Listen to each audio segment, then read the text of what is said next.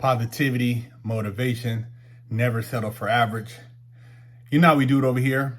Go to bigkirk916.com, pick you up some merch, holler at me about some artwork. I got some dope artwork for sale, and I also commission art. Or you can grab you some soap and wash your ass. Valentine's is right around the corner. What a better way to celebrate busting some cheeks with a clean smelling environment.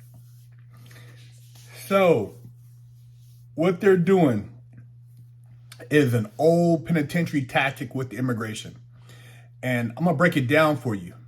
So the states are like prison yards, right? And not to sound like, institutionalized, because you guys would be like, oh man, you're institutionalized. Big Eric always talk about some prison shit. No, I'm gonna keep it 100 with you. Prison is the micro of the macro. They study prisons to see how they can implement certain things on the streets. I told you this during the whole lockdown situation, how they did the food, how they did, no gathering, how they took the weights. That's what they do in prison. They take the weights. They don't want you to exercise. They try to ban people from doing push-ups in prison. They don't want you to be in shape. They want you to be eating honey buns, drinking Coca-Cola. They want you to be a piece of shit diabetic, out of shape, no health. Well, that's what they want you on the street too, because then they can basically put you on some type of medication and make money off you the rest of your life. If you're healthy, there's no money to be made off you, and you live too long. But anyways, the immigration stuff, okay, like I said, the states are like prison yards. You have prison yards that are very harmonious in a sense where you have states that are prospering. Communities, they are trying to keep in a positive nature, jobs, employment, no crime, very harmonious, just a nice environment. And when you want to rock the boat, like in a penitentiary, that there is no riots, there is no violence going on, you start bringing in people that will upset the balance of politics at that prison. So what they're doing is they're bringing in these migrants, paid mercenaries. These aren't people escaping persecution wherever they're at. They're not people running from something. These are military-age men, a lot of unaccompanied children, human trafficked, and then you have some families. And they're coming over here because they're getting paid to disrupt America, just to basically destroy us. And you've seen where they're getting these debit cards, some of them from the UN. These people they're here for a mission. Just like when they send people to a penitentiary yard, and what happens eventually, the yard jumps off.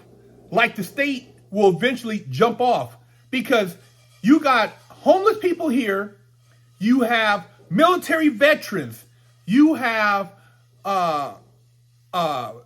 elderly, and they're not giving them no debit cards. They ain't doing shit for them.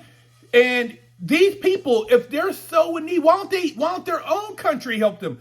I'm not saying if you don't come here legally, you shouldn't be given the opportunity, but you don't care about our Constitution. You don't care about the people here. You don't have no sense of belonging to America. You're here only because you were paid to come here, and now you want a handout. And you're getting it. Eric Adams, New York. I mean, listen to this bullshit. That this was a smart policy shift that we're doing on a pilot project with 500 people. If this is successful, we're going to expand it even more so that we can we got to bring down the cost. 20% we want to bring down the cost, and their team are doing their job. So I told 50 Cent to hit me up. I would love to explain it to him so that he can go out and do another tweet of saying, you know what, Eric is just a smart manager, and now we understand why he was elected. Come talk to me. We'll discuss the program. Dude, you got cap for this dude? And see, they got these black politicians You talk about shucking and jiving. Come on, man. You guys voted for this shit though over there. You voted for this guy. The same dude, the guy in Chicago. You voted for him. You voted for these sanctuary places. Now you're being overran, and you say, well, we need to help them. What about helping the people that are here? What about family members that are on drugs that need help? The shelters here that need people to be cleaned up. What about the money here? They're diverting COVID money to these people. How does that work? Are they even getting tested for COVID? Come on, man. Even Stephen A. Homeless folks in the streets of New York all the time that are American citizens. I damn sure see them in California. We've got poor, impoverished, starving people who were born and raised in this nation. How in the hell do we come up with a $53 million pilot program for illegals, but folks who are here legally? Crazy. I'm telling you, man, but you guys don't want to accept the reality or the truth that this shit is trying to make it jump off.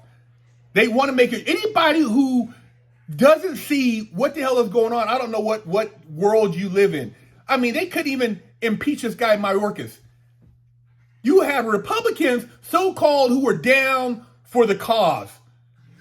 But they didn't vote to impeach. They ain't impeached nobody since this administration's been in office.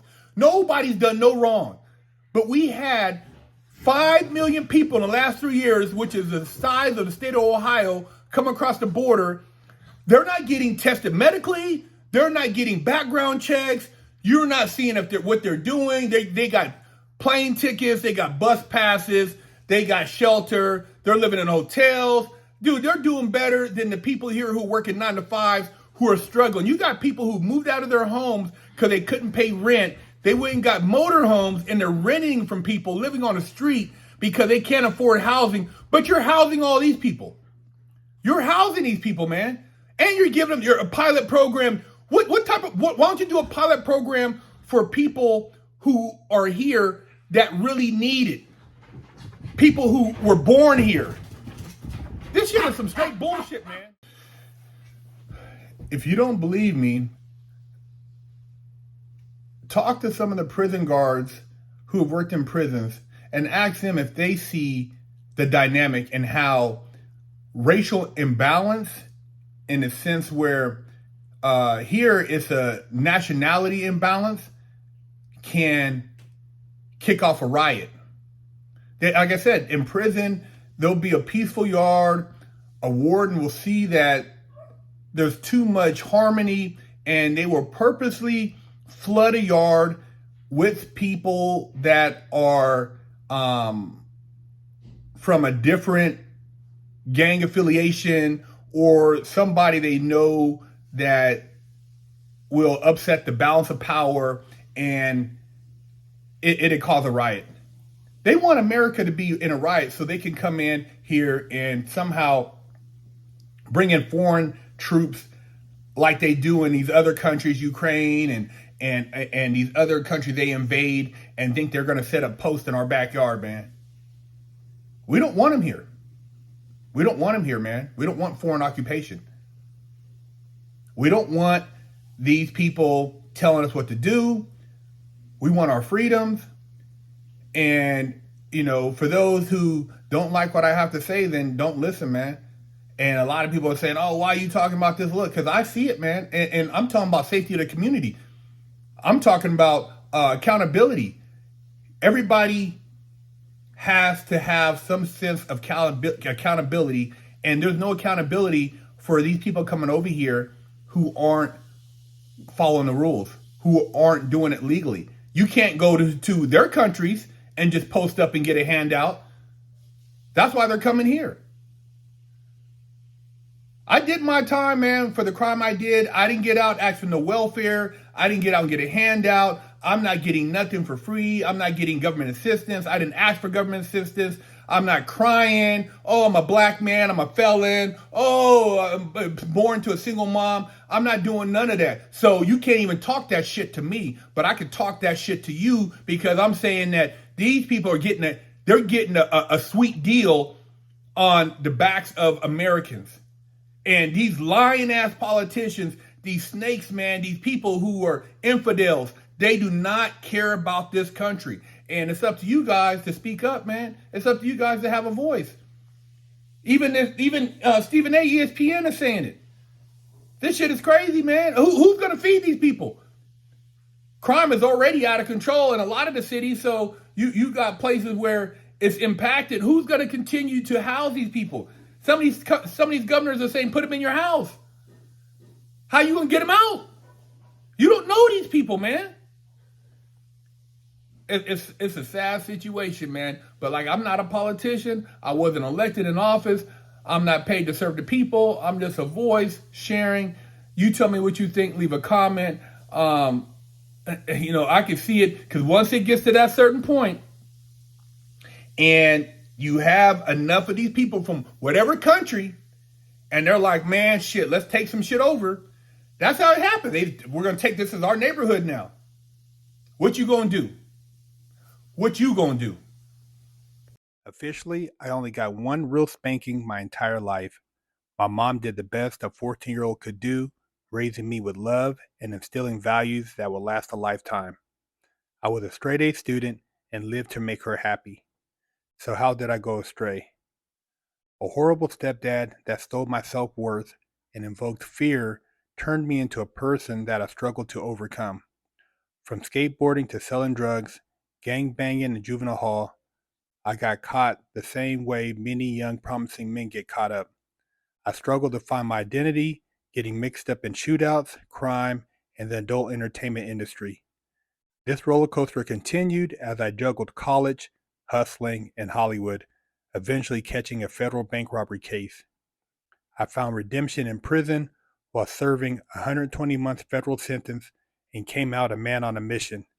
I became a social media influencer with over 500 million views on YouTube and a life coach mentoring people all over the world.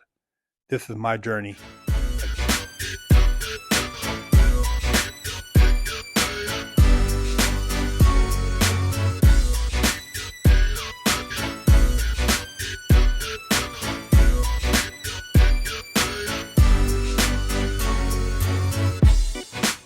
Lockdown's over. Get your yard time in. Exclusive.